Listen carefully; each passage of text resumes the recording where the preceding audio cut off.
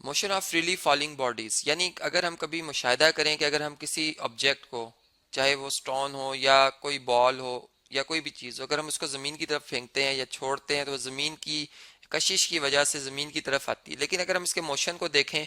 तो इसमें हम ये बात हमारे मुशाहदे में आती है कि वो ऑब्जेक्ट जो है उसकी वेलोसिटी, चूंकि एक ख़ास डायरेक्शन में टाइम के हिसाब से ये डिस्प्लेसमेंट कवर करे तो मैं इसे वेलोसिटी कहूँगा। तो ये इसकी वेलोसिटी में जो एक इजाफा हो रहा होता है वो हर हर लम्हे, यानी एक एक सेकंड के बाद, चले मैं भी बात करता हूँ, वो इक्वली यानी बढ़ रहा होता है। यानी मैं यूँ बात करता हूँ कि फर्ज करें जब मैंने इसको अपने हाथ में थामे हुए था और उसको अभी मैं छोड़ा नहीं था, तो इस वक्त इसकी इनिशियल वेलोसिटी 0 थी। लेकिन जब मैंने इसको जैसे ही छोड़ा, एक सेकंड गुजरने के बाद मैंने जब इसकी वैल्यू मुशाहिदे में लाई, तो चलें इस वैल्यू को मैं कहता हूँ V2। तो इसकी वेलोसिटी अब 10 मीटर पर सेकंड तक जो वो आ चुकी थी। फिर एक सेकंड के बाद मैंने फिर मुशाहिदा किया, जो कि अभी बॉल अभी फिलहाल जमीन तक नहीं पहुंचा, तो मैं ये कहता हूँ इस वक्त जो इसकी वेलोसिटी थी वो अब 20 मीटर पर सेकंड तक पहुंच गई है। यानी ये एक एवरेज बात मैं कर रहा हूँ। और इसी तरीके से फिर जो है वी, अगर हमने एक और सेकंड के बाद अगर देखें तो अब 30 मीटर पर सेकंड, यानी 30 मीटर का फासला एक सेकंड में तय करने की सलाहियत रख रही है। और फिर इसी तरह अगले लम्हे फिर एक सेकंड के बाद 40 मीटर पर सेकंड। तो हमने देखा कि ये इसमें जो वेलोसिटी में तब्दीली आ रही है टाइम के हिसाब से, जिसे हम एक्सेलरेशन जो है वो कहते हैं। अगर हम इससे देखें तो हमने देखा कि 10 से 0 का फर्क 10 का, और एक सेकंड से इसको डिवाइड करें तो ये 10 मीटर पर सेकंड स्क्वायर बन जाती है इसकी एक्सेलरेशन। फिर अगर इस लम्हे अगर हम देखें, जो कि एवरेज एक्सेलरेशन है, ये आप जानते हैं बात के इंस्टेंटेनियस एक्सेलरेशन तो टाइम को बिल्कुल जीरो के यानी करीब करीब लिखा जाता है, जो कि फिर प्रैक्टिकली थोड़ा सा इस तरह से इसकी कैलकुलेशन करना मुश्किल है। यहाँ पर चले हम एवरेज ही बात करें। यहाँ पर अगर हम देखें एवरेज जो एक्सेलरेशन है और इसकी डायरेक्शन भी हम देख रहे हैं कि ये चूंकि वेलोसिटी इंक्रीज हो रही है, तो मैंने कहा था जिस वक्त वेलोसिटी इंक्रीज होती है तो एक्सेलरेशन की डायरेक्शन वेलोसिटी की डायरेक्शन की सिमत में होती है। यानी वेलोसिटी भी नीचे की तरफ बढ़ रही है तो एक्सेलरेशन भी नीचे की तरफ बढ़ रही है, और साइन इसका क्या होता है जी, पॉजिटिव होता है। तो यहाँ पर हमने देखा कि इस लम्हे भी अगर 20 और 10 का फर्क देखें 10 ही आता है, यानी 10 मीटर पर सेकंड जो है वो वेलोसिटी में तब्दीली आई है एक सेकंड में, तो हम पर सेकंड स्क्वायर इसको कर देंगे। इसी तरह इस लम्हे भी अगर एवरेज एक्सेलरेशन देखी जाए तो ये भी वही 10 मीटर पर सेकंड स्क्वायर में आ रही है। तो फिर हमने एक बात इस तरह से की कि फिर एक एवरेज बात हमने ऐसे कर ली कि फिर कोई भी ऑब्जेक्ट हो, चाहे वो यानी हमारे पास कोई बहुत बड़ा ऑब्जेक्ट हो, यानी जो बहुत ही जिसमें बहुत ज्यादा पार्टिकल्स से वो मिलके बना हो, जैसे जिसे हम कहते हैं जिसका मैस बहुत ज्यादा है, यानी जारी बात है ग्रेविटी की वजह से उसका वेट भी बहुत ज्यादा होगा। और ये फर्ज करें एक बहुत बड़ी ईंट है, बहुत बड़ा पत्थर है, उसको हम फेंकते हैं और उसके मुकाबले में एक पर जो कि एक या एक धागा जिसको हम फेंकते हैं। अब हम इस पे ये अस्यूम करते हैं कि जो एयर फ्रिक्शन है वो नहीं है, या हवा जो है वो, चूंकि लाइट ऑब्जेक्ट है जाहिर बात हवा पे उसका एकदम से उसके ऊपर ज्यादा असर होगा। इस चीज को अगर इग्नोर कर दिया जाए तो आप देखें कि हर हर पार्टिकल को जो जमीन अपनी तरफ खींच रही है और वो एक ही फोर्स से खींच रही है। तो इस वजह से जो एक्सेलरेशन जो प्रोड्यूस होगा वो सब ऑब्जेक्ट में एक जैसा होगा, और उसकी बेस पे हम ये कहते हैं कि जो जमीन तक पहुंचने की, चूंकि एक स्पीड ही वो चीज होती है जो कि किसी ऑब्जेक्ट को टाइम के हिसाब से एक खास पोजीशन तक लेके आती है, तो फिर जब हम वो स्पीड ही एक जैसी रख रहे हैं तो फिर इसका मतलब है ये ऑब्जेक्ट भी उतनी ही, यानी एक साथ एक ही टाइम में ये जमीन तक पहुंचेंगे। जो कि फिर अगर 2 सेकंड है तो 2 सेकंड में, या 3 है तो 3। तो ये बात गैलीलियो ने की थी जी, जो कि एक इन्होंने एक एक्सपेरिमेंट किया था पीसा टावर पर, और इन्होंने ये बात फिर मुशाहिदे में की थी कि उन्होंने जो है वो यानी एक लाइट ऑब्जेक्ट, यानी जिसे हम पर वगैरह कहते हैं, विदर, और एक जो है कोई स्टोन लिया था, दोनों को फेंका था, और दोनों जो है उन्होंने मुशाहिदे में देखे कि एक ही टाइम पे वो जमीन पर पहुंचे। तो ये भी उन्होंने एक स्टेटमेंट दी थी। इस तरीके से फिर हम ये बात करते हैं कि जब हम एक बॉडी को जब फ्री फॉल का केस हम स्टडी करते हैं और उसका जो मोशन होता है वो लीनियर मोशन होता है, यानी वो एक ही डायरेक्शन में जमीन की तरफ आ रही होती है, चूंकि हम विदाउट एयर रेजिस्टेंस की बात कर रहे होते हैं, तो फिर हमारे पास फर्ज करें अगर उसकी इनिशियल वेलोसिटी v आए और फिर जमीन पे जिस टाइम जितने देर में वो पहुंचती है वो t टाइम लगता है, और यानी और जब वो जमीन पे हिट करती है तो कुछ एक खास वेलोसिटी होती है जिससे वो हिट करती है, वो vf हो, जिसे हम फाइनल वेलोसिटी कहते हैं। तो इस केस में जो एक्सेलरेशन यानी वेलोसिटी में जो तब्दीली प्रोड्यूस हो रही है वो, जिसको मैंने 10 मीटर पर सेकंड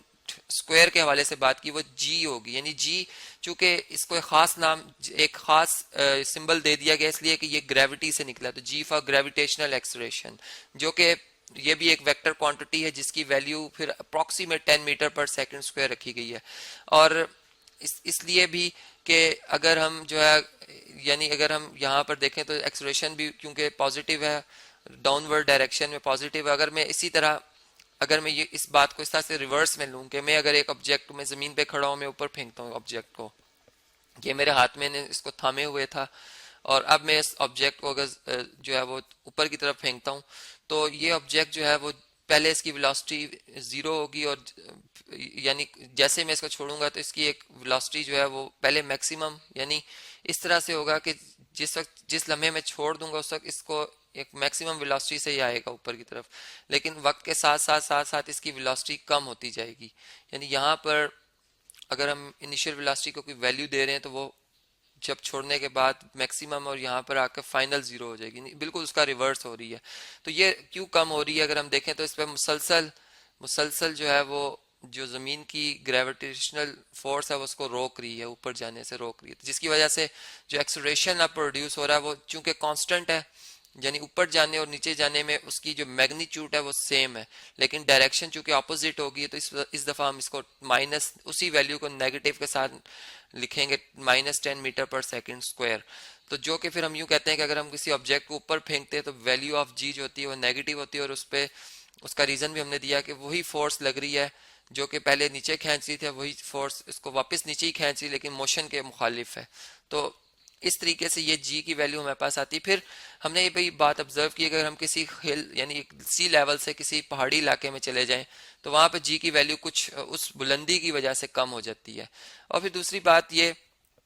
कि जिस तरह से यहाँ पे हम कह रहे थे कि हमारे पास इक्वेशन ऑफ मोशन जो है कि वी एफ जो इक्वल होती है वो v i plus a t के इक्वल है, जो कि इसमें ए जो है वो एक्सेलरेशन है, वो जो मोशन में यूनिफॉर्म एक्सेलरेशन प्रोड्यूस हो रही है। ये अगर हम देखें तो हमारे पास जो ग्रेविटेशनल एक्सेलरेशन है वो भी यूनिफॉर्म है, तो फिर हम कहेंगे कि वी एफ जो है वो इक्वल टू है v i plus g t के, यानी चूंकि इसमें भी जो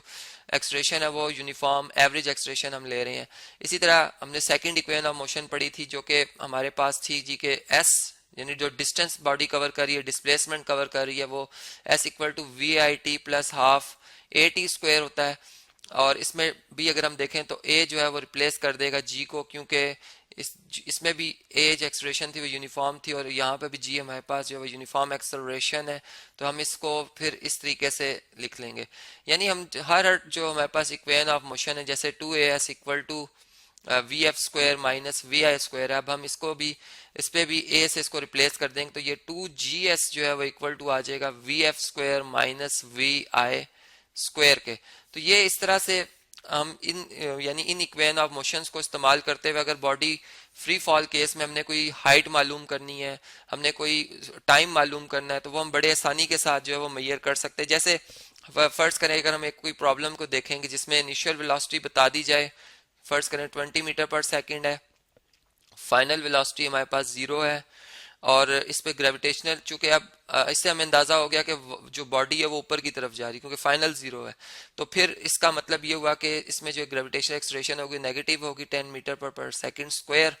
और टाइम, या अगर हमने फर्ज करें टाइम ही फाइंड करना है तो हम इसमें first equation of motion use कर सकते हैं, जो कि हमारे पास थी v f equal to v i plus g t. और यहाँ से हमने चूंकि अब टाइम मालूम करना है तो हम लिखेंगे वी एफ माइनस वी आई, यानी इस वी आई को इधर शिफ्ट कर देंगे, इक्वल टू जी टी आ जाएगा। और अगर हम जी से दोनों तरफ डिवाइड कर दें यहाँ भी और यहाँ भी, तो यहाँ से जी से कैंसिल, तो हमारे पास टी सेपरेट हो जाता है, जो कि वी एफ, अब वी एफ की वैल्यू अगर हम इसमें सब्सिट्यूट कर दें जो कि हमारे पास कितनी है जी, जीरो है, जबकि वी आई हमारे पास कितनी है जी, वो है यानी 0 मीटर पर सेकंड, इसको हम लिखेंगे जी यहाँ पे 0 मीटर पर सेकंड, और यहाँ पर वी आई हमारे पास 20 मीटर पर सेकंड है,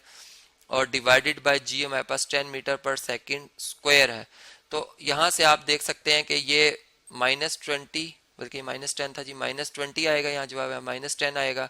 मीटर पर सेकंड, और ये भी मीटर पर सेकंड स्क्वायर जो है इसको हम यहाँ पर शिफ्ट कर देंगे तो ये सेकंड इस सेकंड को खत्म कर देगा, मीटर मीटर से कैंसिल, माइनस साइन इससे 2, तो हमारे पास 2 सेकंड जो है इसका जवाब आ जाता है। तो इस तरह से टाइम भी मालूम हो सकता है, फाइनल वेलोसिटी निकालनी वो भी मालूम हो सकती है, इनिशियल भी हो सकती है, यानी चार में से अगर चार अननोन क्वांटिटी 3 पता हो तो हम चौथी इस इक्वेशन ऑफ मोशन से फाइंड आउट कर सकते हैं।